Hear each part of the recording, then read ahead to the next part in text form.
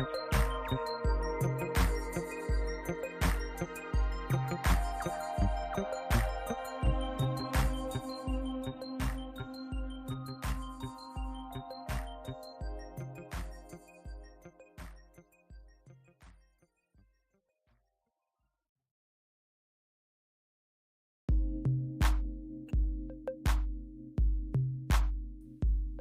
was going to try to get in there before the music came back, and it didn't work. You're one heck of a DJ.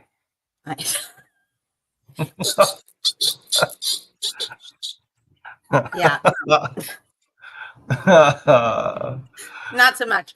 So what are we today? Hold on, well, I figured this is going to be our new uniform, courtesy of Whitney. When we're talking about the Good Old Boys Club down there on Lincoln. So anytime we're really focusing on the Good Old Boys Club, we need to wear our school uniforms, which is our political animal shirts. I agree with you. So this has been a bad, bad year for our legislature, I think. What do you think? Yeah. So you would know better than I would, though. You've been in the game a lot longer. So when you say it's been a bad year, then it's definitely has to be a bad year. Oh, I was just talking to somebody who's been in this thing probably as long as me too. And I said something like, oh my gosh, are you kidding me? And she goes, nope, this is the worst.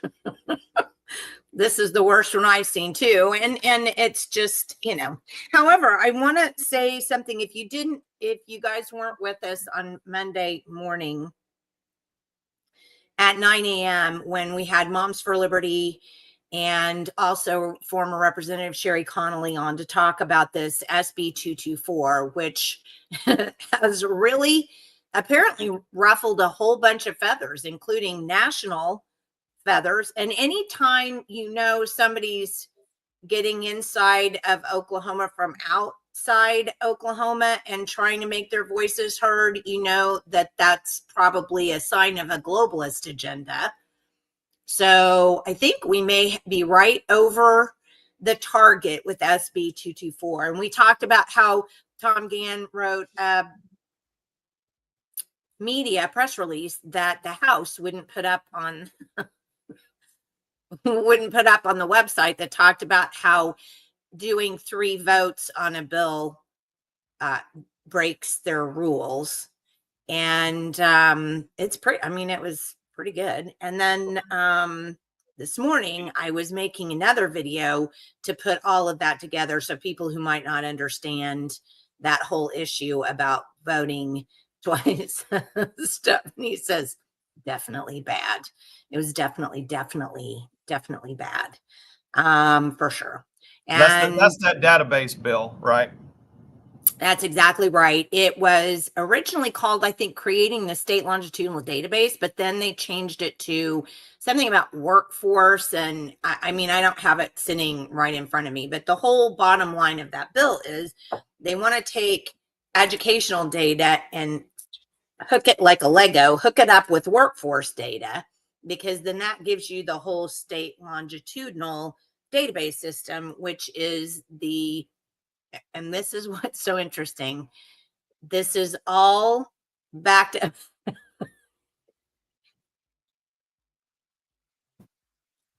I love those shirts too, because you know exactly where that came from. That came from when we were working on your husband's campaign, and they called us political animals. No, our Governor Stitt, called us political animals. That's where that came from, for those of you who are on who don't know that.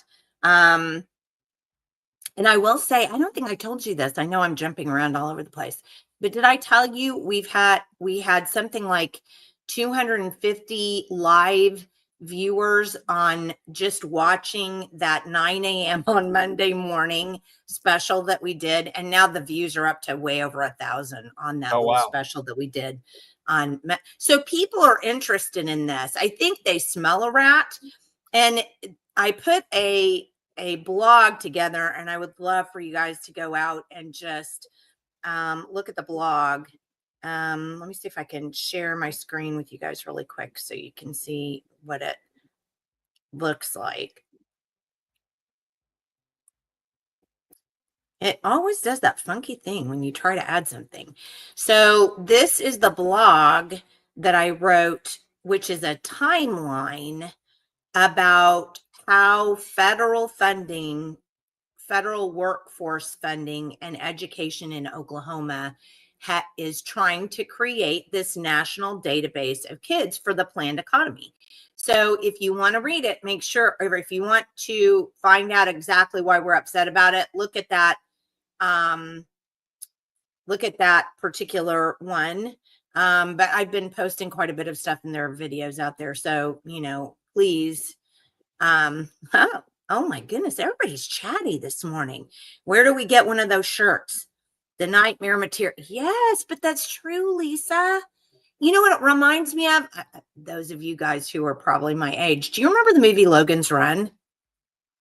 Logan's Run personifies that bill. So Logan and his girlfriend end up, like, he wants to do something else. They're in their 20s. He wants to do something else other than what the state wants him to do. And they come after him and he has to run away. So he was on the run to get away from the bad guys who are the government who wanted him to do this specific stuff. So we literally have movies about this kind of thing that are scary. And yet our legislators are rolling us down that road. Thank you, Stephanie. You're exactly correct. Yeah, Lisa, Michael is doing the slow roll on that, so we'll get back with you, and maybe we can set you up to do that. We got to find an artist. I found some avenues, but we need to have an artist that can do all the artwork, Jenny. Oh, Lisa knows Logan's Run. Oh, thank you, Becky. Yes, I feel kind of conflicted about that because I started using Grok. Did I tell you that, Michael?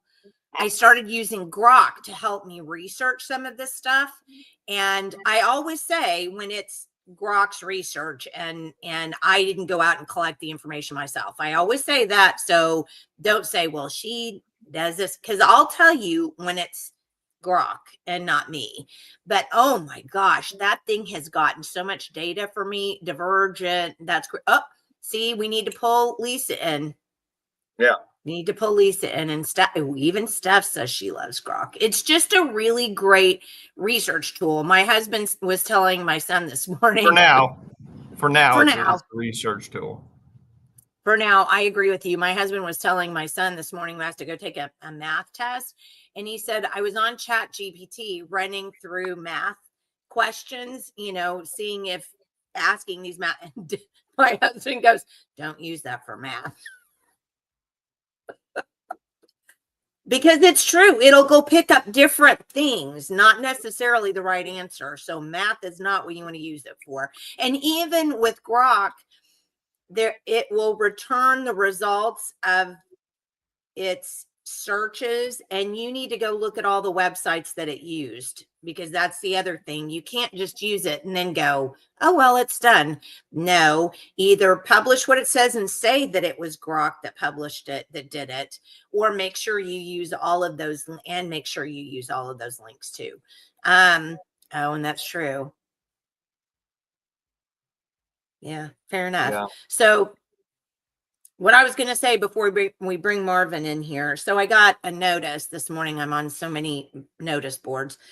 SB 889 regarding hospitals to disclose their standard hospital charges in compliance with federal guidelines failed today. So let that sink in just a minute. So we can't have hospitals disclosing their charges.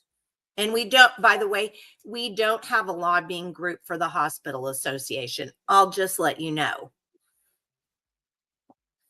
We have a very large hospital association lobbying group.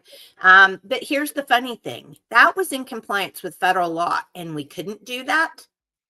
But we're going to do this state longitudinal database, and it complies with every federal law and goes all the way back to LBJ, and then has been Republican, Democrat, Republican, it's all uniparty stuff. And this is our legislature doing this. So that kind of actually translates into a really good way to introduce Marvin this morning, because hello, we have a uniparty. And maybe that's what oh, interesting. If you copy it and paste it, we'll leave AI marks. I didn't know that. The AI comments and AI accounts wanting to, yes, and that's true too. Google has turned into data tracking, and I agree with that too. Okay, so let's bring on Marvin so we can talk about why do we have a uniparty here in Oklahoma? And let's see what Marvin says about that. Good morning, Marvin. Good morning. How are you today? I am doing well. How about you? Well, obviously I am running by the seat of my pants as usual, but I'm glad to see you're bright-eyed and bushy-tailed. Well, I am sort of bright-eyed. I'm not sure about the tail part, but okay. Well, fair enough on that. Fair enough. Hi, Michael. Hello, sir. So tell us what you want to talk to us about today. Well, I want to talk about normally people go to the Oklahoma Constitution website, and it's a great source to find out who's the most conservative and that sort of stuff in the state of Oklahoma. The paper, yes, not the actual law. Well, right. Okay. So they have a website, the Oklahoma Constitution website, and they publish every year for the last 46 years, it looks like. They published a guideline for who's the best and then who's the worst of the Republican. Well, they actually publish for everybody, Republicans, Democrats, and independents. So what I did is I went through and I said, we always look at who is the best, and we always brag on, my senator is the best, or this senator is the best, and that, and we talk about that, and we should give them props. We really should, but no one ever talks about who's the worst, right?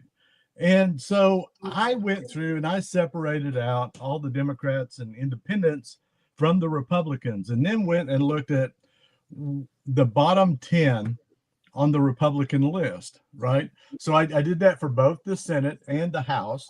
And so what I'd like to do is start with the House. But before I do that, I want to talk a little bit about how they picked, the Oklahoma Constitution newspaper picked 10 bills that they wanted to rate. And those were the judicial nominating process, the prohibits rules by global entities, right? Women's Bill of Rights, State Board of Education funding, abortion-inducing drugs, discourage illegal immigration, unlawful occupation of property, prohibit ranked choice voting, state capital arch, and major sports leagues rebates. Right. So those were the ones that they picked to rate that year. And so as we go through those, we will look at, there were three ratings that could have been given, right? So it's either a C for conservative, an L for liberal, or one I find fascinating is a Z that is used when they don't vote, or they actually walk the vote. Okay. Okay. So they give out of the 10, right? So to get a conservative vote, you get 100 points for that. So they take all those points and divide by 10, and that's how the 2024 score was arrived at. Now, one of the things that they did was, for a walked vote, they gave them 30 points for a walked vote. Now, think about that for a minute. Why? So a walk vote gets you 30 points, and so that means that you could not vote on anything of those 10, and you would get 30 points. So I would look to the Oklahoma conservative paper again to maybe modify that, because they've been using that for quite a long time. I think that unless there's a really good excuse for you missing a vote, that should be a negative vote, right? A negative. Negatory, Ghost Rider. Right. So I think that they should get a -10 if they walk the vote. Now, that brings us to our first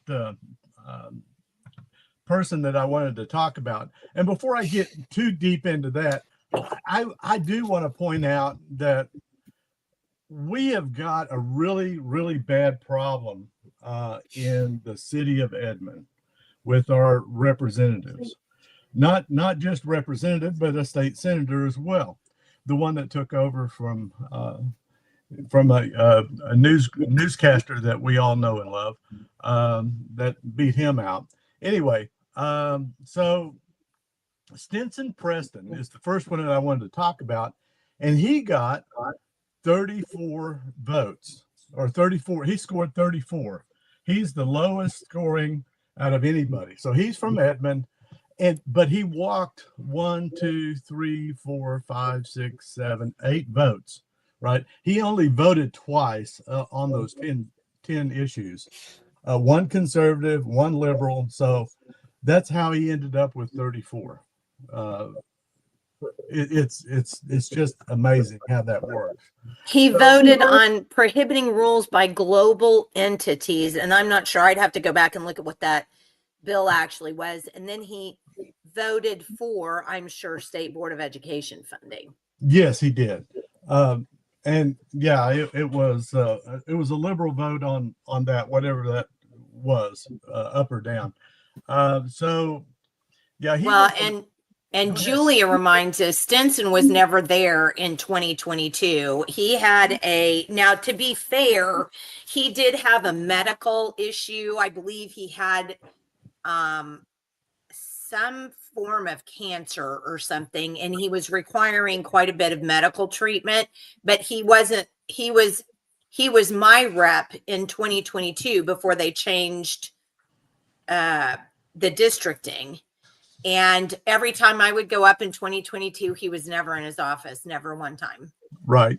But this rating was for 2024, and right. It looks like he continued the not voting. Right. Yeah. So one of the things that I want to point out is he's not term limited until 2032.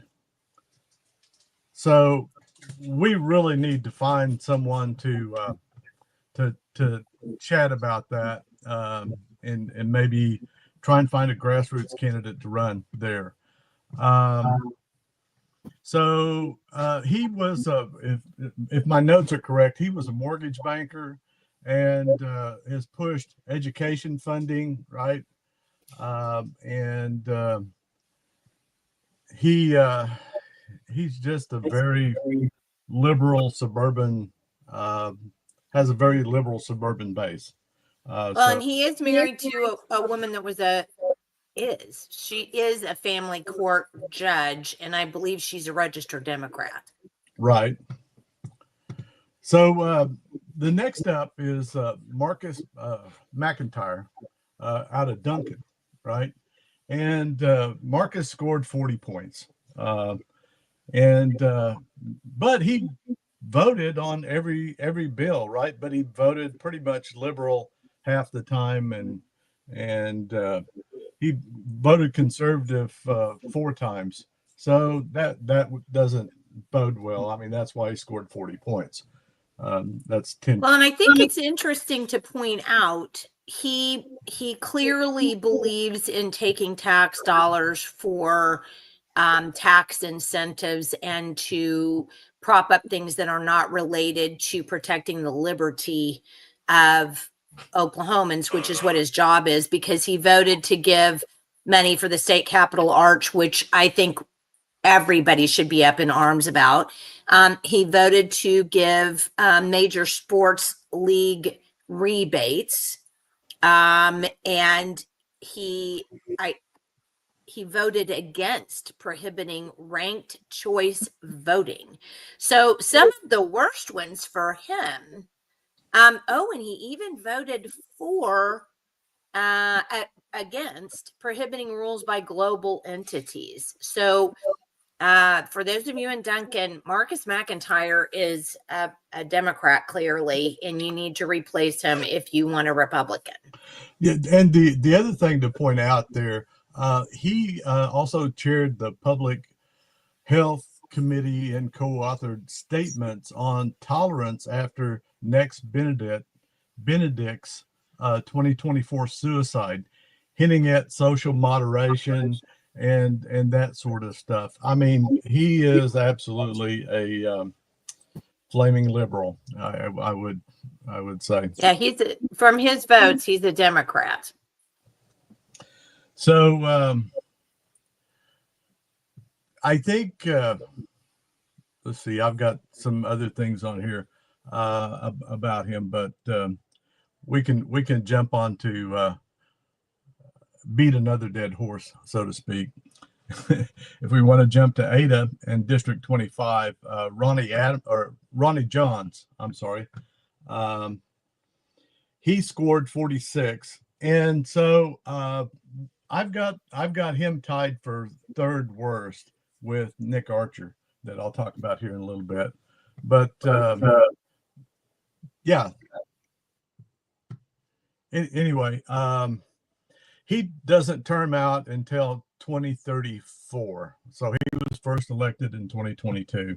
That he's another one that really needs some focus from the voting community there in Ada. So we'll run on to Nick Archer from Elk City. He's in District 55, and he was first elected in 2024 again. So he terms out in 2036.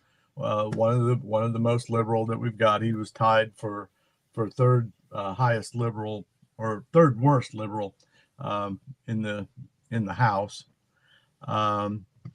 He's what I've got down here. He's an oil field operator, and his campaign emphasized economic growth, education, and pretty much a pragmatic bent on those issues. Anytime someone tells me that they support government-sponsored economic growth, it really sends chills up my back, because we don't need people like that as a Republican. We need people like that as a Democrat, because that's pretty much the way that's supposed to work. I think, I mean, I think his the thing that got me about him was, he liked State Board of Education funding, apparently. Now he voted for discouraging or stopping abortion-induced drugs. So that's interesting. And unwanted occupational property. So he understands personal property. But then he walked on ranked choice voting, and then does love. I mean, he voted for the state capitol arch and for the spending, giving sports teams rebates. And I wanted to point out, our friend Mary said Ronnie Johns, and I think it's Mike Osborne and Mark Van Kuren were among a small group, including Democrats, crashing 2024 State Board of Ed executive sessions to halt teacher misconduct decertifications. Johns and Van Kuren were educator coaches and apparently belonged to all of the, the 3 and 4 letter people. And then Mary also says Archer's cousin is a Stitt appointee on the State Board of Ed, Zach Archer. Right. All good points. And then here's another one. Sarah points out that Marcus McIntyre, after chairing HHS and passing the HIE mandate in 2023, McIntyre is now officially a lobbyist for Pfizer and the State Hospital Association. Oh my goodness. So he had to have turned out then, because there's no way he can be a lobbyist. Well, I don't know. They make up their own rules, right? So I guess they can do whatever they want. But I thought also there was supposed to be a cooling off period, that I thought there was something that if you were a legislator, you couldn't quit being a legislator and then turn right back around and be a lobbyist. I thought you had to wait a year or 2 years or something. And we know that Kevin Wallace is a lobbyist up there right now, and so is McCourtney. Right.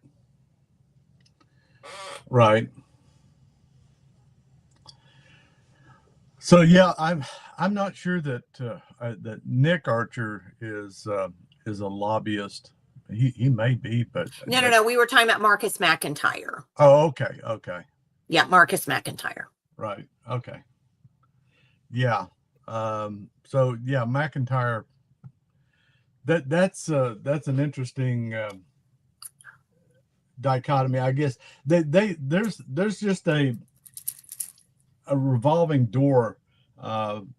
They either go to be a lobbyist once they get out of the state house or the Senate, or they become another elected official in the state. Like the fellow I ran against in House District 38 back then. But that 2 year cooling off period's been proposed. I just looked it up, Jenny. It's been proposed several times, but it's never passed. Well, shocker there, right? Yeah. Again, you can't get people to do something that defies their own personal interest, right? Hey, right. I need that candy. No. So I think it's important to realize that you have, so let's go back to what Mary says, Johns, Osborne, and Van Kuren. So who do you have on your list? Johns, Van Kuren, and Osborne. So these people who are, showing up at the OSDE meetings and making a stink, right, are on your list. So I think that's pretty interesting. Right. So the next one that I wanted to talk about is an Osborne. It's Mike Osborne out of Edmond, in House District 81.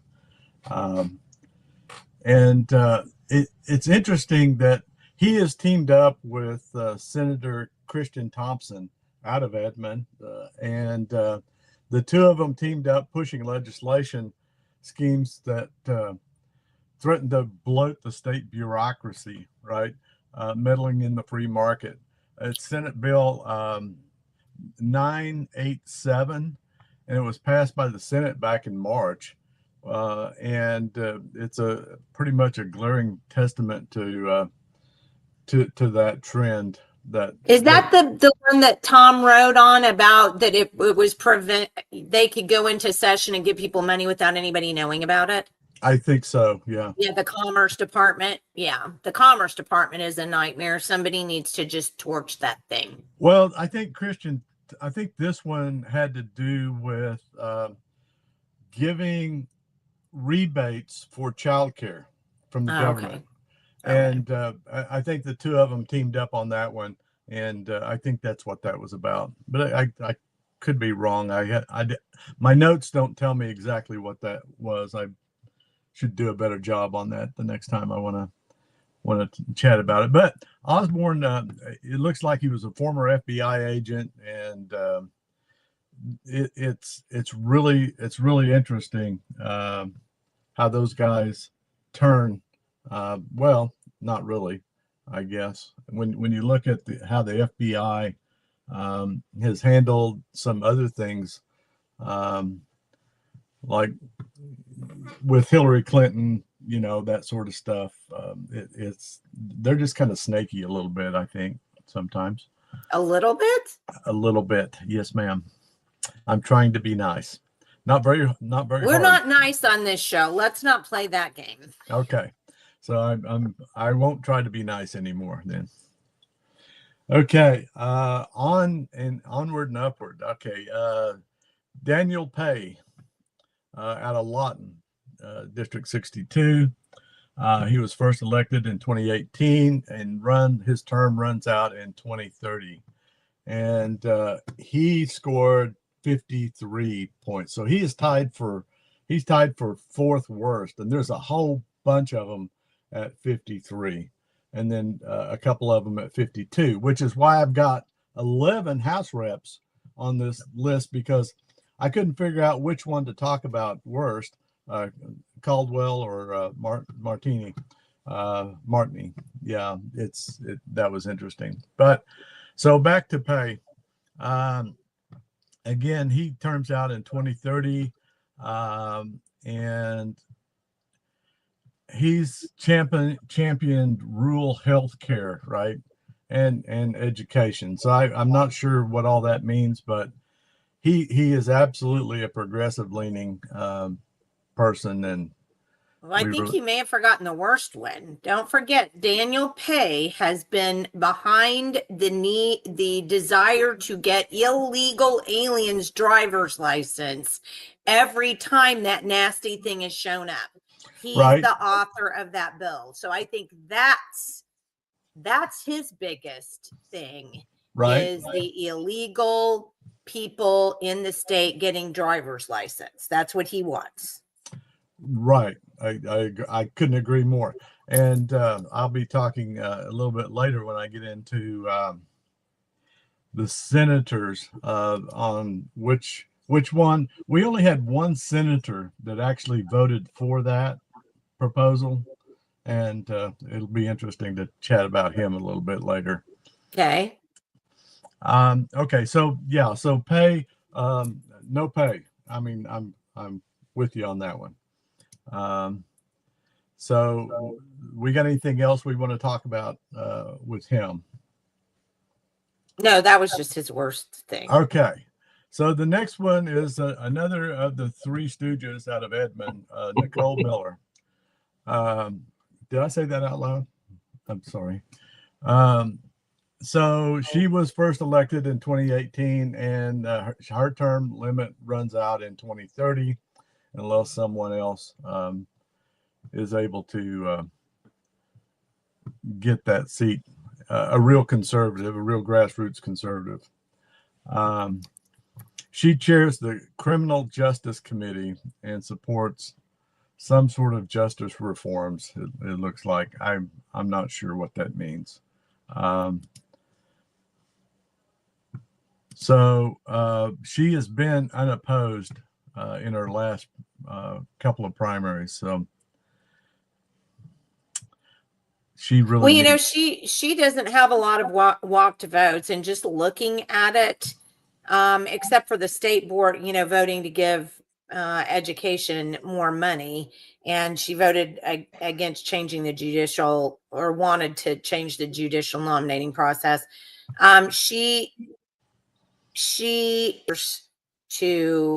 She's for tax dollar giveaways, apparently. So she's conservative on a lot of the conservative issues that we like, but then she likes, you know, it's the giveaway money thing. Right. Which is not a good grassroots thing. And the other thing I will point out, she replaced Kevin Calvey. And even though Kevin and I disagreed about the I-35 Waterloo Road interchange, because he pulled the money away from that and didn't support it.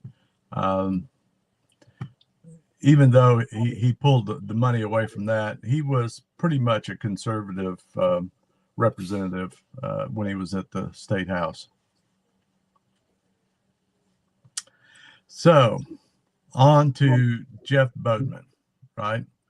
So Boatman he's also a hit at 53 as well.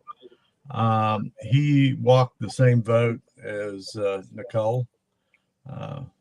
And so it looks like that they voted across the party lines exactly the same. So That's why they ended up with 53 each.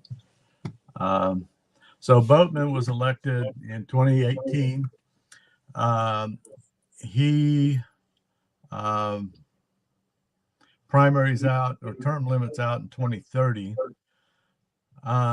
He did not seek re-election in 2024. His term ended after running for state senate, which is an interesting story.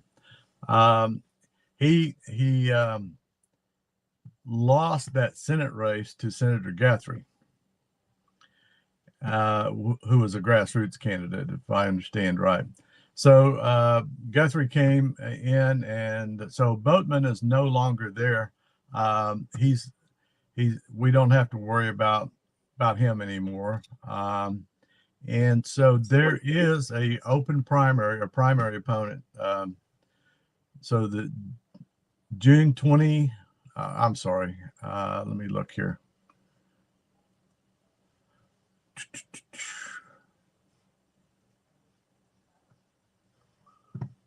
Well, he's going to get voted back in. So we've got Mark Van Kuren, who's still in, and Trey Caldwell and TJ Marty. They all end up, because we want to get to the Senate, right? Right. Yeah, we're going to get down there here in a bit. Yeah. So yeah, he may get voted back in. We'll just have to wait and see. Mark Van Kuren out of Owasso, District 74. He was first elected in 2018.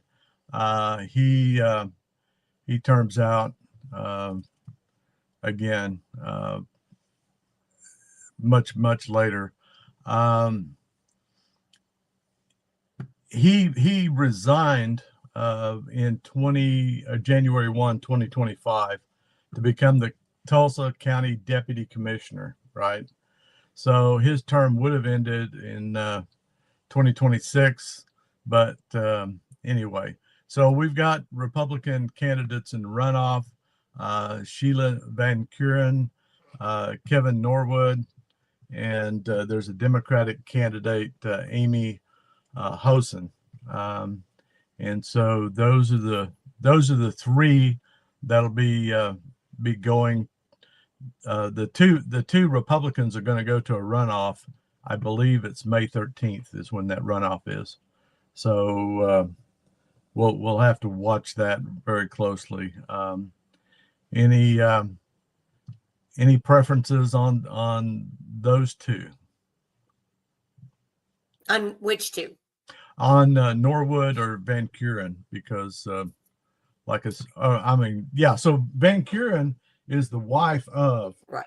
The representative that just resigned, right? So right. Norwood is also advanced to the primary, but he got in the primary, I think she got 594 votes and he got 432. So it'll be interesting. That wasn't a big turnout race. It seems like they never are off schedule races. That's why we wanted to change the school board elections, absolutely. Which I guess went down again, right? Right. Honestly, riddle me this. If changing the school board elections weren't going to make a big difference in school board races, why do you think we haven't been able to get that bill passed in 3 consecutive years? Because it's not going to make a difference in the school board races, as they say. Right. Yeah, that's the school boards. The school boards are the ones that say that, right? Yeah, I think you're always over the target when you get the flack, right? Yes, ma'am. Yes, ma'am. Okay, on to Trey Caldwell. Let's see. He was first elected in 2014. And so let's see. His last primary opponent was in 2022. And he didn't face any opposition in the general election. So he's a Lawton realtor, and that kind of gives me chills as well. And anytime we have a real estate agent that gets elected to the House, it's kind of, they have kind of mixed emotions about who they're there to represent, right? So let's see.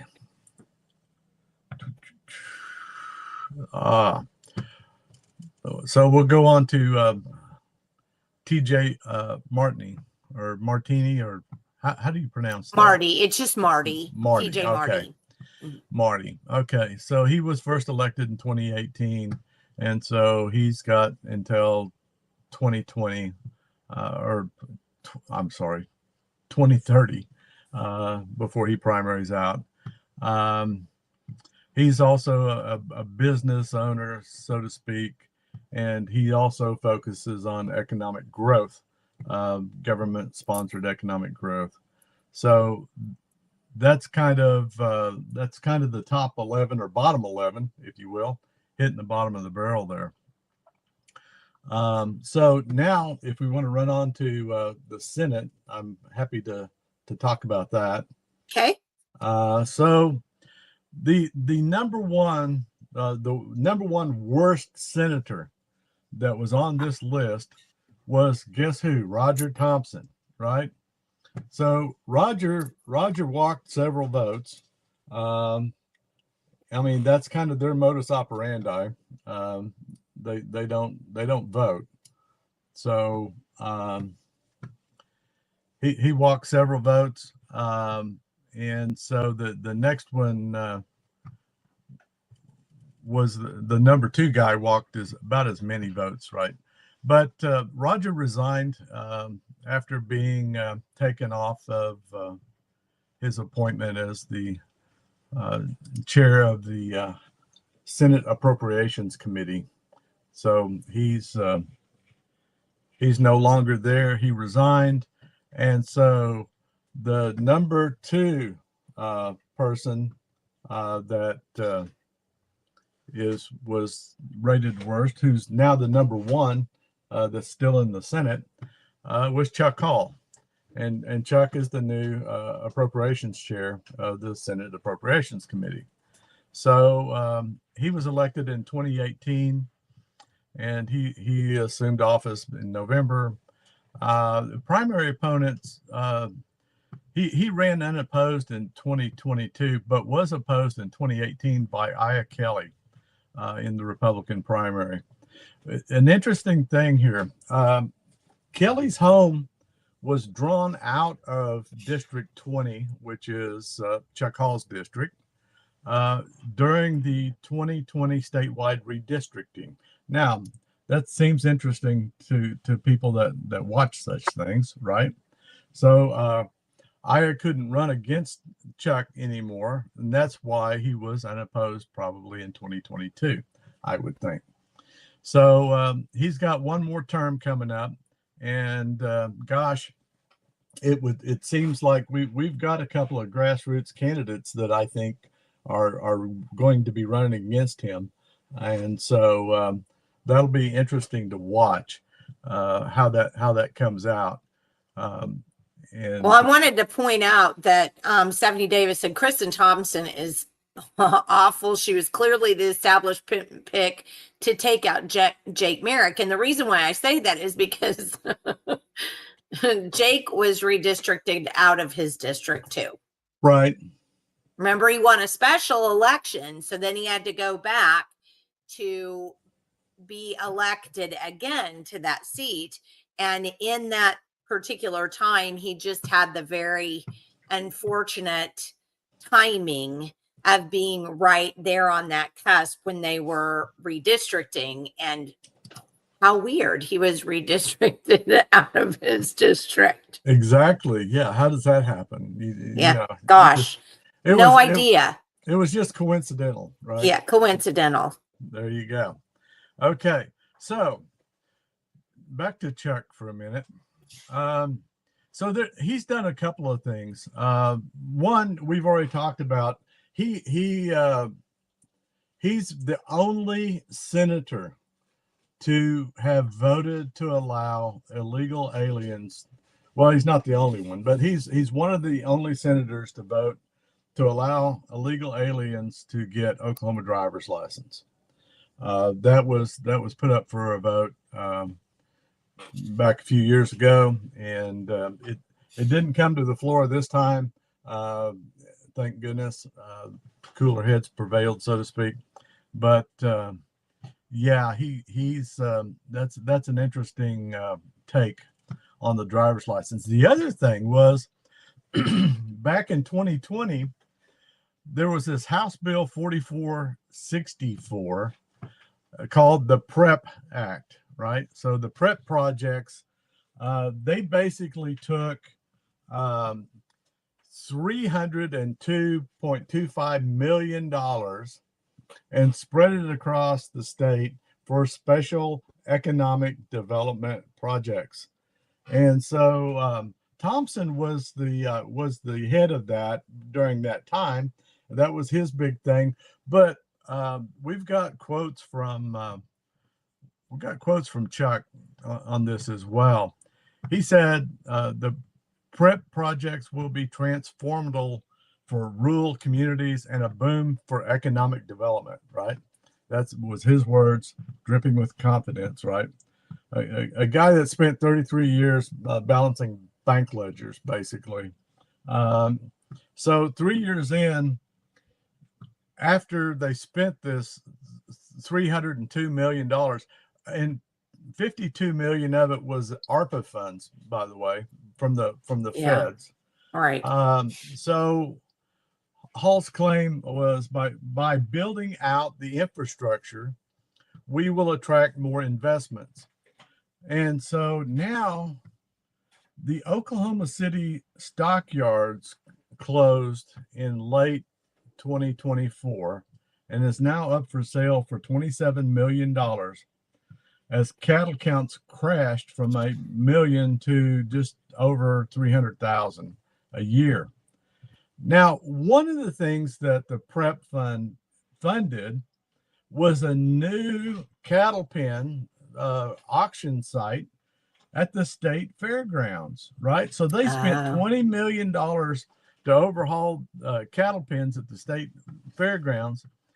And so right after that, the Oklahoma City stockyards closed because they went bankrupt. Now, think about that one for a minute. Well, John says the stockyards has a new owner. Yeah, they do. I think they do have a new owner, but they still haven't recovered. The thing about it is, so they were selling $1 million a year out of the Oklahoma City stockyards, and now it's down to just around 340,000. But there was no need to spend government money to build cattle pens at the Oklahoma City fairgrounds. Right.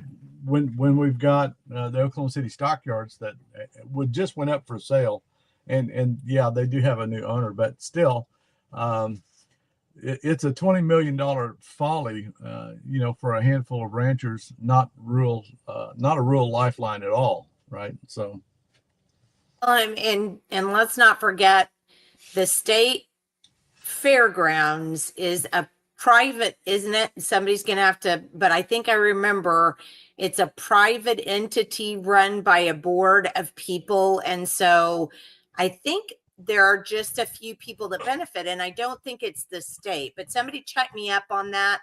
So, and that wasn't the same for the stockyards. I think it was privately held. So basically, that's what monkeying in the free market does. And this economic incentive stuff screws up the economy. I mean, They say it's all for the economy, but all it does is screw it up. Right. Well, I wrote believe it or not, I wrote an article about the PrEP fund. No. Yeah, kind of. And I also wrote an article about the illegal driver's license thing. So That was kind of an interesting take as And make well. sure to check out Marvin's Substack. It's Sooner Sentinel is Marvin's Substack. So be sure to check that out. You write, a minimum of 4 articles a week. So, I mean, you're getting in there and stirring it up. Well, I'm trying to cut back to 3, Monday, Wednesday, and Fridays. But occasionally something interesting will happen, like the city of Guthrie decided not to fund their flock cameras anymore, and I just had to, bust one out on that one. So say that again. The city of Guthrie decided not to fund their flock cameras? Yes.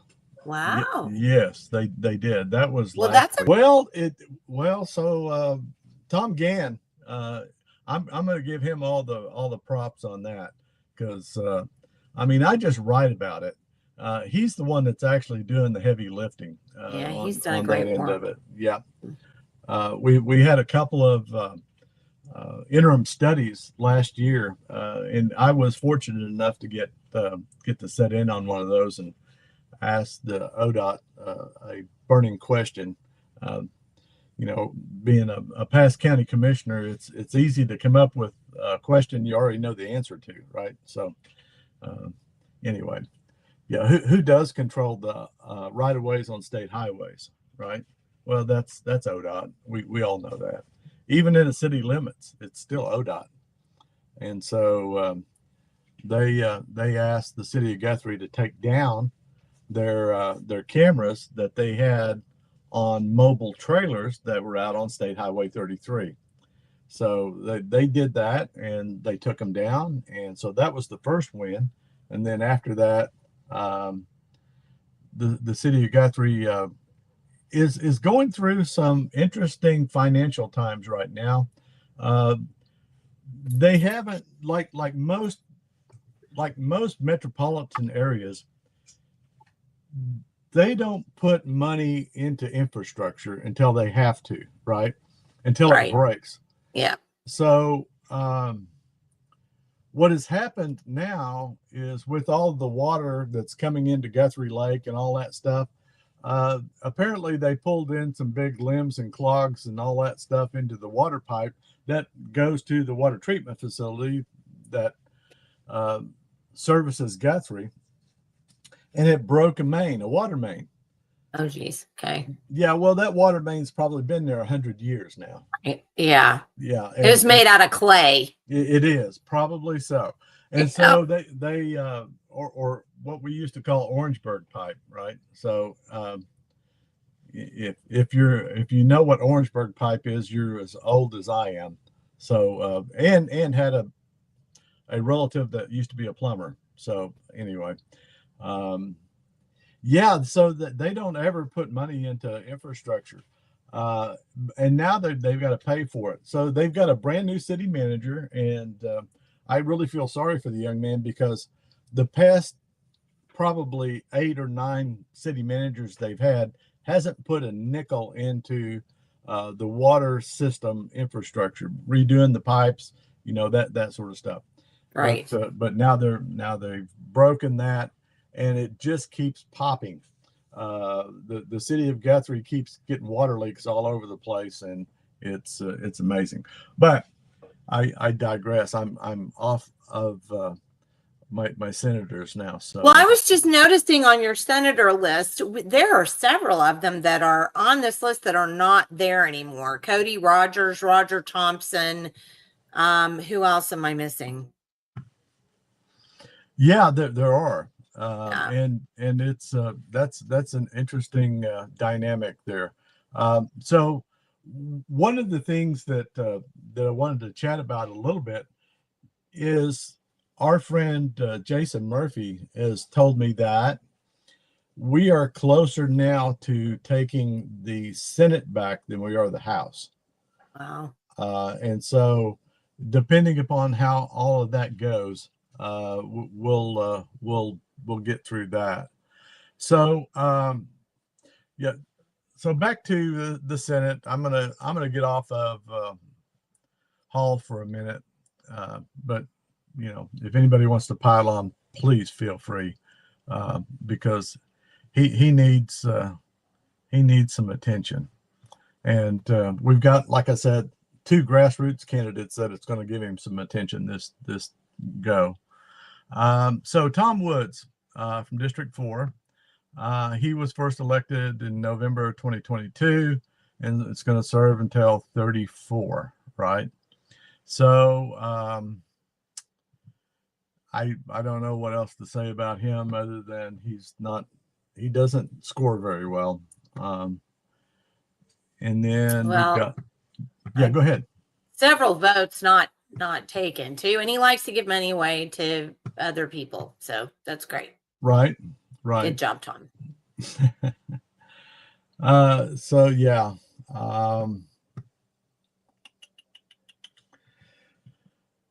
So now we're on to Todd Gauthier. Yeah, out of Bristow. Yeah. And he was elected in 2022. Again, terms out in 34. He did not have an opponent, ran unopposed in 2022. And so that needs a little focus. He focuses, it looks like, on public safety and rural economic development, right? So I'm not sure what all that means, but he doesn't have a very good voting record. So we'll leave him at that. And then on to someone who's near and dear to my heart, because he's also laps into Logan County, and that is my Senator Grant Green, right? So he was first elected in 2022, and he doesn't term out until 34. His first primary opponent was Jeff Comas, right, in 22. And there's an interesting dynamic here, because when they put Aya Kelly out of Senate District 28, out of District 20, Senate District 20, out of Chuck's district, she got put into District 28. So now there's a possibility that we've got 2 grassroots candidates that could possibly run. Neither Jeff nor Aya has committed to do that. I'm just speculating at this point, but it's interesting to think about that, because here's what happens if you can get, and we all know this happened in the last Senate race, or not Senate race, but House race, that was the most expensive House race in the state's history. Mm-hmm. If you can get an incumbent into a primary runoff, there's a really, really good chance you can beat that incumbent. So that's kind of what we're hoping for here.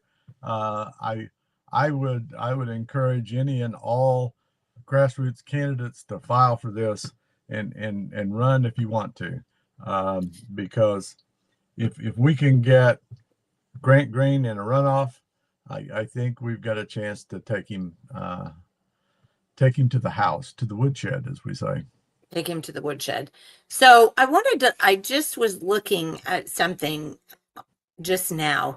I wonder how many of these guys that score conservative on some of these bills are because the caucus was for those bills. Because, you hear that frequently. Well, the caucus wanted this bill, or the caucus wanted that bill. And I wonder, is that what was going on there? Because it seems like so many of them that have such poor scores seem to hit those same ones. Yeah, I think so. I think they fall in line with whoever's in leadership, right? So if leadership wants them to vote a certain way, that's exactly what they do. So and that's why their voting records all look very similar on the ones that they voted against and the ones they voted for, is because the caucus, so to speak, allowed them to do that. What is the T9 out to the side. So, I messed up on how I rated the senators. I really did, and don't hold that against me, please. So the worst one was Roger Thompson. The second one was Chuck Hall, and then the third worst one was Tom Woods. Right. And then I said, well, I've got a whole bunch of folks that are tied for ninth place. Oh, I see. Got it. But it wasn't really tied for ninth place. It was tied for fourth place, the fourth Okay. worst, right? So Okay. I made a math error there, right? And so Cody Rogers hit number 10, but still, when you look at, going from 34 votes with Roger Thompson down to, what was it, 52? Yeah, 52 votes for 10th place. You mean score? The Yeah, score. score. 50. Yeah, Right. yeah, on the Not score, vote. total score. Yeah. But yeah, that's how they were rated. And so all of the tied for ninth or tied for fourth place, depending on how you want to look at it. There was 1, 2, 3, 4, 5, 6 of them that all had the same score, and which I find very interesting.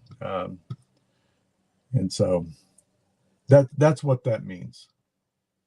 Got it. It means that I made a mistake on how I calculated that one. So let's see, where were we? Brent Howard or Grant Green? Are we through flogging? I think we're through with Grant Green. It's just important for everybody to remember that he's up for election next year. Yes. So we have the opportunity to get him out, and he really needs to be a one and done dude. He is not at all indicative of the values out here. So just like Kevin Wallace, we need to get another Jim Shaw in there for Senate. Absolutely we do. And so on to Brent Howard, right? He's another one that's up for re-election in 2026. Well, actually his term, no, he's up for election in 2026. He doesn't term out until 2030. And his last primary, he ran unopposed. And so, gosh, that's the other thing. How are these people running unopposed? That's the frustration. Gosh, people, find people in your area who are good people who are willing to become citizen legislators, because we should not keep leaving these people in to just reclaim the seat for free. Absolutely. Yeah. Bad juju. And I've told you before, I believe that everybody needs an opponent. Yes. I mean, everybody needs an opponent, even if it's two Republicans running against each other. The public needs to be able to pick between the two. Sometimes they don't pick right, in my estimation, but that's up to the voters in that district to do that. Well, I think the other thing too that we haven't quite mentioned is the reason why you want two people running in any election is because they literally have to then tell you what their ideals are. Absolutely. Otherwise, if they're just running to get reelected and they're doing it for free, I mean, you're going to have the local newspapers and everybody else just carting out the same stuff that they've said before when they tried to get elected, and nobody's actually holding them accountable to what they did when they were in the position. So we never want anybody to run unopposed, because then you simply don't have the opportunity to find out who these people actually are. Right. And to be quite honest, Jenny, that's why I ran against John Pfeiffer. I never thought in a million years that I would beat a well-moneyed incumbent with one of the best campaign consultants in the state. I didn't say that in a nice way, right? Anyway, still, everybody needs an opponent. I did that to get a message out, and and I think I accomplished that part of it. But anyway, so on to let's see. We talked about Brent Howard a little bit, and now on to Darcy Jeck. Yeah, I think it's he is terming out in 26. Okay. So there will be a new race for Kingfisher District 26 coming up. And so that's one that's kind of near and dear to our heart too, because Kingfisher's just right over the county line from Logan County. And so we'll be following that one pretty close as well.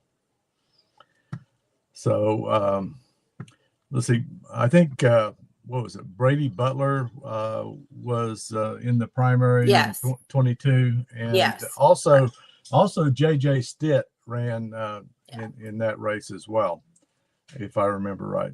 I think you're correct. I do remember Brady Butler. So let's see. Now on to Dave Rader. Okay, he was first elected in 2016. And he can stay until 28. He's not up for election this time. So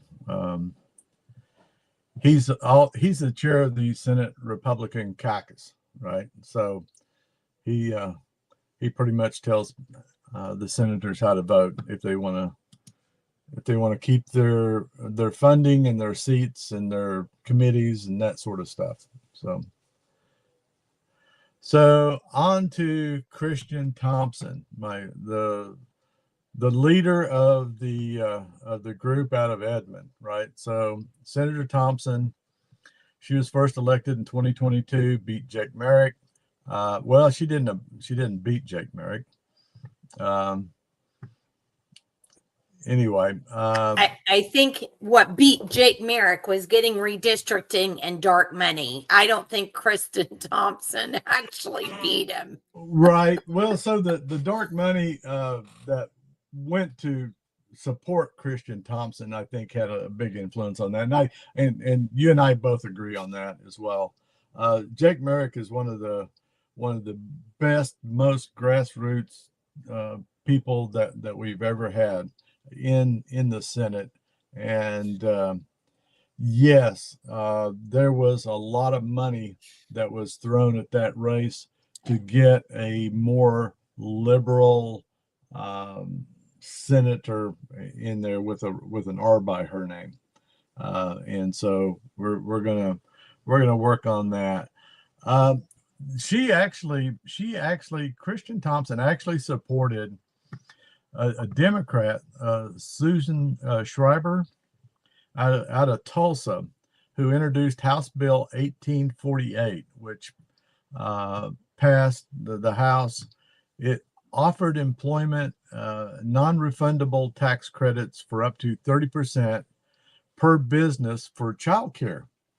And so this is that economic development thing that Christian Thompson helped to do. But she had a saying. She said something like, sometimes there's just not enough money, right? I'm not sure what that meant. I think she was talking about that may be why it might fail, but sometimes there's just not enough money to go around. So the Nice. Pragmatic people think of our budget, the tax money that we bring in, that we are forced to give up, right, every year, as a pie. And so if someone gets a larger piece of the pie, they get less of the pie. And so they look at our tax money as their dessert. And I think that's just reprehensible. I don't like that at all. And so another thing, her and Senator Thompson and Mike Osborne was pushing legislation that helped the government to meddle in our bills. Senate Bill 987 was passed in the Senate this year. and it claims to streamline the ODOC while piling on new bureaucratic issues, right? So, Doc. yes, the Department of Corrections, I think. Okay. So anyway, let me look here. So what they did was try and shift Title 74 to tweak definitions for a CEO appointment from the governor to a new board. So what they were trying to do was grow government and implement a new board for that. The Legislative Evaluation and Development Committee, whatever that is. Well, I'll tell you, that has been probably the absolute worst thing about Governor Stead. I mean, there are numerous bad things about Governor Stead. He's been an absolute disappointment, and certainly his last term has just been ridiculous. He wants to be a king, so he keeps pitching people out and putting people in that he wants to have in committees. And beyond that, he keeps getting the legislators to change the law so that so many of these things can be appointed by the governor. And because I do believe that he believes, because his actions certainly indicate that Oklahoma should be ruled by like a king, and he should be king stit, and it should all be done the way he wants because it's business, and we need to operate it as a business. And government as a business is the wrong philosophy. Businesses get to spend money kind of any way they want without accountability. That's what we've seen throughout Governor Stitt's tenure here, is spending money without accountability. And if there is accountability, nothing happens. If the auditor comes out and says, well, we shouldn't have spent, ARPA funds like this, or we shouldn't have spent funds on Class Wallet, or nothing ever happens to anybody. We just kind of go, oh, well, thanks, auditor, for letting us know that we're not doing it right, and then we move on. Right. So it's I can't say enough bad things, sadly, about our governor. Okay, so back to ODOC, that actually stands for the Oklahoma Department of Commerce. So what they were trying to do was create a new board and grow government. The Oklahoma Department of Commerce Board. They did that. Yes, and so they wanted to approve that and solicit private funds. It's a quasi corporate entity, if you will, and so that's not something that I would have ever supported, and don't. And again, that's Senator Thompson, Christian Thompson, and we need. Absolutely. Kristen. I'm sorry. Kristen. Yeah. Yes. So we absolutely need to empty that trash can. Yep. Okay. And then the last but not least is Cody Rogers from Tulsa, and he was first elected in 2022. And he lost primary in 24. And so let's see. Well, he's gone now too. So yes, he is. Yeah. So, and I think it's the ones that are in place right now that are the ones that are our main concern, because we need to get people to run against them, certainly. And we need to enlighten people about what their voting records are so that they're willing to step up and do that. But Cody Rogers is gone. And I believe, oh my goodness, Logan is running. That's his position. Brian Logan, right, is running for. Yeah, it absolutely is. Yeah. And let's see here. I had that on there somewhere.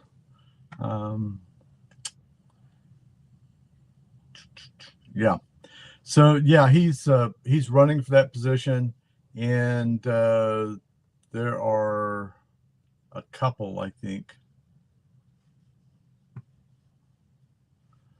Oh, That I didn't Well, update there's my an notes. independent and there's a Democrat that's running against Brian Logan, but I do think that he'll end up doing a pretty good job. I mean, he's Right. gotten through the primary so far. So, Yeah. The only thing, so Logan, I looked at both of the Republicans that were running in that, and Logan seemed to have listed all of his attributes and stances and things that he would do if he was elected. And his opponent basically had a place where you could donate money to him, and that seemed to kind of tell the tale there as well. and I think that's why he was elected. So, I mean, he is now the Republican candidate running against the independent and the Democrat. And I'm not sure when that vote is, but I want to say May 17th. I think so. Yeah, Something. I don't remember. Yeah, but it's coming up. Well, yeah. That was super interesting and not at all a good thing for those of us who are conservative. But, our friend Mary had a point I want to put up here. She said several great potential candidates are needed in areas, and they seem to be listening today. How can a non-politician find help or guidance to run for state legislature? I think that's a great question. And so one of the things that I would encourage them to do is to send me an email. I know a few people around the state that would be willing to help grassroots candidates, and so maybe we could work that out. Yeah, as do I. So, I mean, yes, if you're out there and you want to run, let me know and I will find somebody to help you do that. I think a lot of times we don't want to necessarily, it is May. Brian Logan's race will be on May 13th, Tuesday, May 13th. So next week is his general election. So, make sure you support Brian. He seems to be a really, good guy. So in answer to Mary's question, hold on just a second. If you want to run, contact either Marvin or I, and we'll find you somebody to help you, run for a seat, because that's one thing we definitely do need to have our replacements for some of these people, because this was, and that's maybe do a show on the process of running. I didn't even think about that, but that sounds like it's something that might not be, that bad of a thing to do. So I'll have to see if we can't get something put together on that. Because we definitely, and it may be next June would be the primary. And I would imagine you'll probably have to file in April or May for that. But I mean, you want to start thinking about it now. You don't want to wait until the last minute and go, I think I'm going to run now. I mean, you want to have your infrastructure in place before that happens. So yeah, you need to be campaigning well in advance of the actual deadline to sign up. Yeah, so if you're a serious candidate about 2026, you need to be knocking on doors today. Yeah. Well, Marvin, thank you so much for being with us today and for your information. That was very enlightening, and I'm going to actually say probably upsetting, because I think we're all kind of tired of these people that we elect that don't seem to do, that say they have an R, say they're an R, but then don't follow the Republican platform. So I think that's huge. So thank you so much for being with us, Marvin, today. We really appreciate that. Well, thank you so much for having me on, Jenny. I appreciate the exposure. And Michael, Love the shirt. I need one of those, by the way. So. And Steph says, thank Definitely. you. And then also too, that's a really good point that John makes. Make sure you get the packet from the election board and read it, because the rules are rules. And John points out too, R can be for rhino too. And that's true. So, all right. Well, thanks again, Marvin. We appreciate you. Follow Marvin on Substack at the Sooner Sentinel. So please do that. He's got some great information out there. And thanks again for being with us today. Yep. Thank you so much. All right. Bye-bye. Thanks, Mark. Bye. We really do need to probably do a show on running, because I do think that people don't understand exactly how to do that or how to get started. So they think to themselves, oh gosh, I'm in so-and-so's district and that person is not representing me and not following the Republican platform.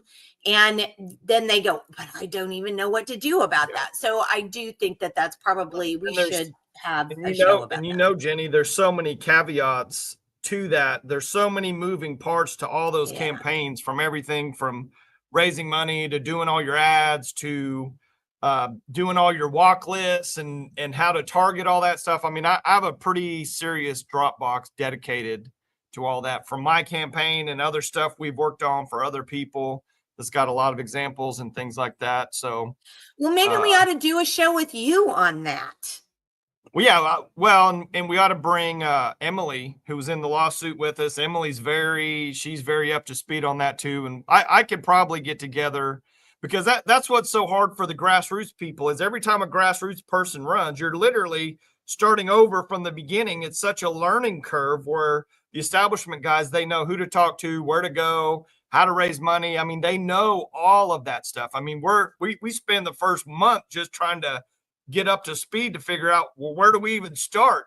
And so that's why it is important. Once you really say, yeah, I'm going to run, you need to get going like now. There is no waiting. The longer you wait, the worse it's going to be. Got to get just rolling, from day one that you decide to go. Yeah. Remember Ryan, when he ran for state superintendent, he was campaigning a whole year in advance, well over a year in advance. Well, but I want to point out, though, too, a state office is a little bit different than a local office, because I do want to point this out, and I feel like it's really important. We ought to have Jim. You know what we're going to do? We're going to do a show with you and Jim talking about how to run for office. Yeah. That's what we're going to do. And we'll get that on the calendar for early next month. So, people can do that, because I think it's important for Jim to talk about what he did, because he didn't just spend $15 on his campaign. I mean, he did spend quite a chunk of money, but Kevin Wallace spent over $1 million. Yeah. So it was certainly the most expensive race in Oklahoma recent history. Yeah. So for just a local race. And don't forget, Jim he decided he was going to run, oh my gosh, maybe 4 months or something. We'll have to have Jim on to say. I don't want to speak for him, but it seems to me like it was like 4 months before you had to announce. So it was just right bumping up against the deadline, and he still went ahead and applied and still, managed to win that election, because what he was saying was what people wanted to hear. They want to hear people say, I'm going to stand up for you and your beliefs and what you want. And I'm here to protect your liberty. Yeah. I'm not here to work for the Chamber of Commerce or the globalists or Jeb Bush or whoever it is that we're going to fill in the blank. And that was why he won. But what I'm saying is, you don't have to. Oh my goodness. Okay, sorry. Well, as a grassroots. Wait, hold on. You got to see this. So you saw the new t-shirt. This is Lisa emptying the trash with the names and faces of those who need to go, coming out of an overturned. Okay, but wait, hold on. This is funnier.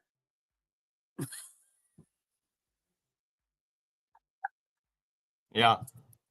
That's funny. We'd have to have this giant T-shirt. Like 6 of us would have to wear the T-shirt. Be And micro print on there.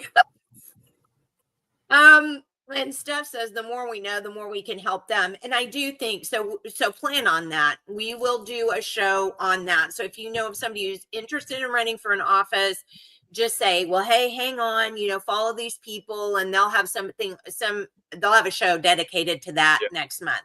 And we will, when we get off, Michael and I will start, working on that so we can get something going. But I definitely think that is kind of a problem. You want to run as a grassroots candidate, but then it is kind of like, well, where do you go? Because most people, and I know that you'll agree with me on this. Well, and Grant Green wasn't one of them. I mean, I can say that I think pretty assuredly. And I did not speak to him about that particular issue directly, so I want that on the record.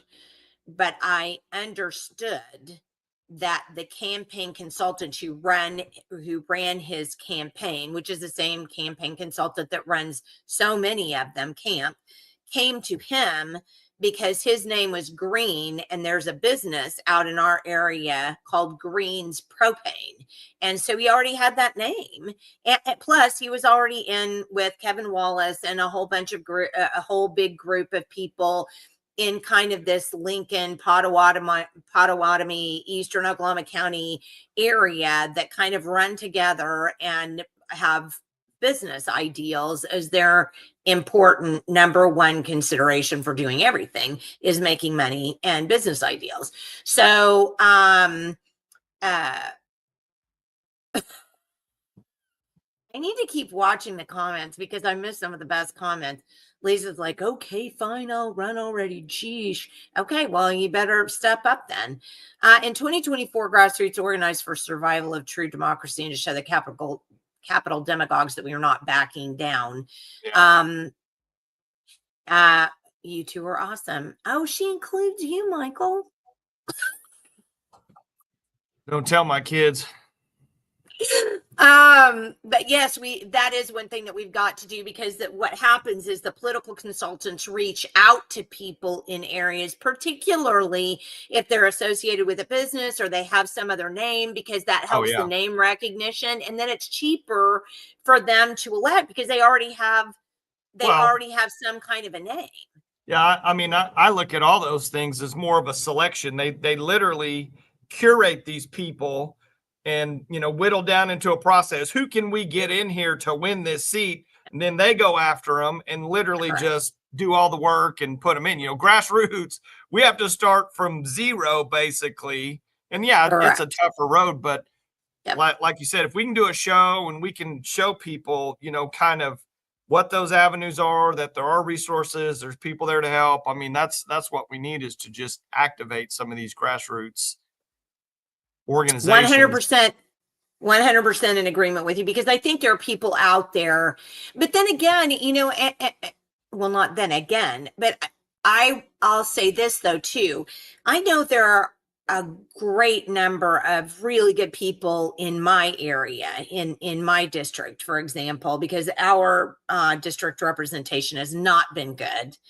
And I know there are a lot of people out here in this area who would do that, but the only problem is they think, if I step out, I don't know that somebody's going to be able to that somebody's going to back me, and when you're up against somebody like Grant Green or John George or any of the camp clients, they've got dark money and hundreds and hundreds of thousands of dollars to put into these races. And so it's like super hard for those of us who are just grassroots candidates to get in the middle of that, because we don't have that dark money access. We don't have, there aren't PACs that are lining up to go, we want a real conservative because we're not going to help anybody, make that little extra business, well, whatever. I mean, you do have to raise some money, but you don't have to raise millions. You can win these races. You can win these state races probably with, $15,000 to $20,000, $30,000. You can win those House seats. I think we proved with several candidates. Look at Molly Jenkins in the Guthrie area, well, Payne County area. Molly's another one. She didn't spend a ton of money, and she Yeah. managed to get that seat. So I think, and I do think that part of the reason why Jim won is because he's got backers that did nothing but go out and knock doors for him. Yeah. And you win campaigns by going, "Hi, Michael, I'm Jenny White. It's really nice to meet you. What are some of the concerns that you have in our area?" That's how you win elections. You don't win elections by doing what Grant Green has been doing, which is sending out cards already about how conservative he is and how he's been helping win setback bills, which is, not even really accurate. I mean, there's some truth to enough. There's enough truth to these things to get away with sending them.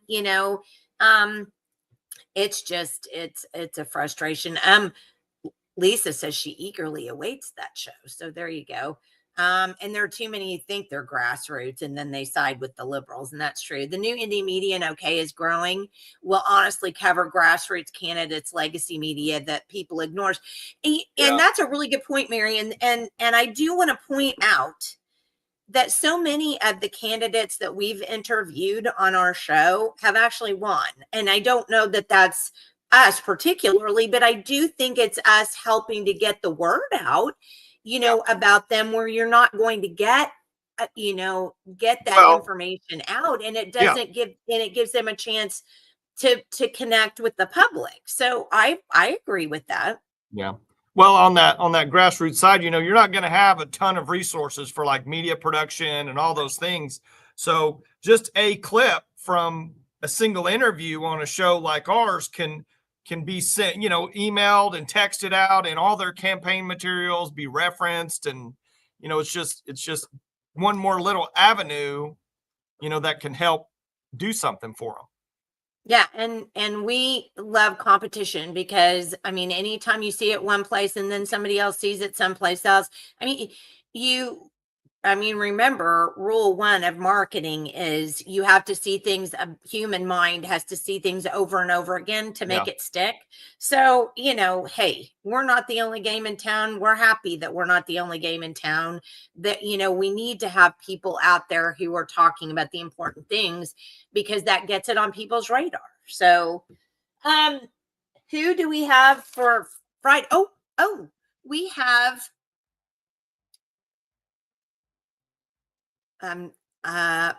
Murphy. Jason. Thank you. Oh my goodness, what happened there? When are we having Twyla on? I've had multiple Twyla requests. is on next Friday. Oh my next gosh, Friday. That next Friday, Twyla Braze with who's a nationally recognized authority on Real ID, will be on this channel, will be on with us on that Friday. And I did put out the schedule for all of our podcasts. It's up on Facebook and X and LinkedIn. So any place that you go there, you can download that schedule if you want to, so you can have it and go, oh, look, on that Friday, they're going to have Twyla Braze on. So, make sure that you do that so you can keep up. But we will have Twyla on. And guess what? This was so funny. So guess who came out the other day and said, well, I'm flipping my hair. She's got all that hair. Well, if you don't have a Real ID, you can still fly. The head of our Homeland Security, Christy Nome, said that. And we all knew that was going to happen, because the majority of Americans aren't getting a Real ID. They don't want that. And you can't tell people in America that they can or cannot use private industry. Yeah. Well, I need to find that specifically, because my daughter's going to be flying this weekend by herself to a wedding. She doesn't have Real ID and her passport's expired. And I know, I don't want her just to go in there and be bullied. in one way or another. So I need to find some reference Well, if you'll material. hang on afterwards and I'll give you the information. I'll also give you a blog I need to get up about Real ID. But like, when do we have time to do anything? It's so hard. Well, So support when running for office, you can't have too much support, and it's key for when others knock doors for you. And that's exactly right. Elisa says, considering the success of Monday's show, will you consider adding Monday to your current schedule? No, no, no, no. Jenny can no. do the Monday special. The Monday special. I won't be able to do Monday. I can tell you Lisa, that. if you're going to come work for me, then yes, I'll consider it. But otherwise, I'm dying here. And Julie's making fun of me. We've only known Jason Murphy for 15 years. Yes, that's very true. And I don't know why. It's probably because I got up first thing this morning and couldn't work out because I was putting yet another video together to try to stop the global overreach of SB 224. So, yes, Jason Murphy will be on Friday, and he's going to talk about the bad bills, the good bills, the Tom Gann saying, hey, you can't decide you're just going to vote until you don't like the vote anymore. All of those kinds of things. He's going to talk about that on Friday. So you are going to want to be here for that. And then again, like I said, make sure that you go, oh, you know what I could do? I can pull this up. I totally forgot I could actually do that on here. Now, are you having any of that feedback that you were hearing earlier? I'm not. I think it was Marvin's. It had to be something from Marvin's. Yeah, it was. So here is the Rope Report podcast schedule for May. So we had Spino, The Worst Legislators, Bill Update and Conservative Voices Silenced by Jason Murphy. The Tulsa GOP chair is going to be with us, Melissa Myers, on next Wednesday. Real ID on Friday. We're going to talk public school policy with Kendra Weston and Sherry Connolly on the Wednesday after that. And then following that, our friend Mary's going to come on and have a special V1SUT update. She's got so many things that she's working on. Former Oklahoma representative, the person that I ran Rope ran our first bill with, Charles Key, will be on to talk about his book, Stolen Government, and what's going on. And then Ed Jolly, one of our viewers at Rope, who actually lives over in Lincoln County, who is a diesel mechanic instructor for ed tech. He's going to come on and talk about technology education in Oklahoma and kind of what's going on with that. And I think that'll be a really interesting conversation because Ed and I had a pretty good conversation about it. And I think you're going to be interested in that. And then we'll wind that up on the last day of the month with, get this, Ashley Mullen with Green the Vote. She wants to come on and debate Michael and I about why the state needs to have recreational marijuana. So you won't miss that because neither Michael nor I want to see that happen. And I think it's going to be kind of an interesting thing to have a Green the Vote person on, and good for her. I mean, she's got some, chutzpah to want to come on and debate two of us.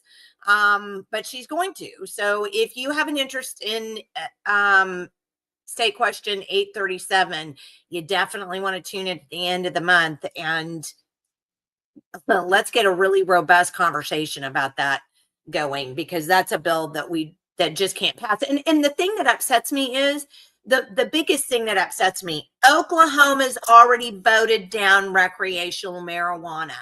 Why? And it was a huge margin. Nobody wants it. We already have seen what's happened with licensed use of marijuana. Oh my goodness, it's crazy. Why in the world do we want to do this again? It doesn't make any sense. So anyway, we will be doing that at the end of the month. So if you want to see that, that will be great. Hey pal, can't wait for the weed show. We'll call it the weed show. Oh yeah, that's kind of my point, John. So please tune in, put that on your calendar, make sure you tune in. Did you have something you wanted to show, Michael, before we get off? I want to show you real quick. We've talked multiple times in the past about the digital currency and Yes. the CBDC, the central bank digital currency. I wanted to just show you one thing that's out there. And I wanted to just give you a reference to it. All the banks, they always seem to, have a plan that put it into works, a long time, well before, it comes to fruition. Oh, well, yes, But for sure. one of our founding fathers is Alexander Hamilton. Do you know much about Alexander Hamilton? Well, he was the one that was like to duel with people and was killed in a duel. Yeah. But more importantly, when it comes to Alexander Hamilton, I'll put this up on the screen. He was also an anti-federalist. Even though he was never president, but he was the first Secretary of the Treasury. So he was our first. Gosh, I don't know. He was our first real big banker. Globalist banker Alexander Hamilton. He's known for his advocacy of central bank and his role in shaping the United States financial system. Wow. As Secretary of the Treasury, Hamilton organized the national bank, the first U.S. monetary system, the tax system, and the customs service, establishing the national debt. Okay, so this is like the original gangster globalist banker. Okay, yeah. He's part of the founding fathers, but he was kind of on the other side of like the Jeffersons and the true libertarian kind of guys. Right. So what I want to show is this is Project Hamilton Phase 1. Now, do you see up here in the top left corner where this is coming from? What does it say? Federal? It says that is the Federal Reserve Bank of Boston. Oh, okay? So this is okay. Yeah, this is their project that has been in partnership with MIT, the Massachusetts Institute of Technology. So they have created, the central bank in Boston has created a digital currency that's going to be trackable, all the bad stuff, and it's called Project Hamilton. So anyone can look at that and just check it out. But I'm just telling you, it's not going away. It's coming. One of these central banks at some point in time is going to allow the crash of the cash dollars. We know it now, and we're going to transfer over into one of these savior systems that is going to be total tyranny. Anyway, I just want to show you that's from the Federal Reserve's own website. That's the Federal Reserve of Boston. That's their entire project. They have a whole deal about the Hamilton project. Oh, and Julia corrected me. He was not an anti-federalist. He was a federalist, which makes sense when, you see everything that he wanted to do. So we shouldn't be keeping cash then anymore. Well, it's going to, at some point, cash is going to go the way of peso, and that on purpose, where it's going to be like, because what they're doing, they're literally just destroying the purchasing power of the dollar. That's correct. What it really comes down to. I mean, you call it inflation, all these other deals, hidden tax, whatever. No matter what you want to say, it's destroying the purchasing power of your dollar. Yeah, it's true. 100%. So, okay, well, it's 1:44. Let's see if we can make it off of here at 1:45. Sure. Guys, please, thank you so much for staying with us and for being with us again today. We so appreciate your viewership, and come back on Friday to talk more about what's going on in the legislature. And make sure you stay up on SB 224, because this is a bad bill and it needs to stop. So look through all of our stuff and educate yourself about it, and educate your senators right now. So thanks again for being with us. Also, one quick deal. Thank you for the compliment, Lisa. I appreciate that. I won't show that to my kids though, because then they'll be like, yeah, okay. My dad is not awesome. Second to Mary, Mary made a compliment. I mean, not a compliment. She made a statement about Edmond, and me living in Edmond, and Edmond is it is literally turning blue before our very eyes. So bad. Little red Edmond, from the massively left school board to the city council to these state seats, these state reps and senators, in Edmond, they are all leading the charge to the left. And what a jewel in the left's prize, you know, in their eyes, to have Edmond just be total blue, because it's very, very, very purple right now. Unfortunately. It's bad. It is bad. And I mean, if people don't really start getting involved, you know, but it's interesting too. I mean, Edmond's one of the more affluent communities, and I definitely think there is, when you look at the globalists, I mean, who are the ones setting policy? It's all the people with the money. Yeah. So I don't know what it is about money. I think there's a lot of corrupting force there, and it makes people. Well, I'll tell you just real quick. This is what I tell my kids.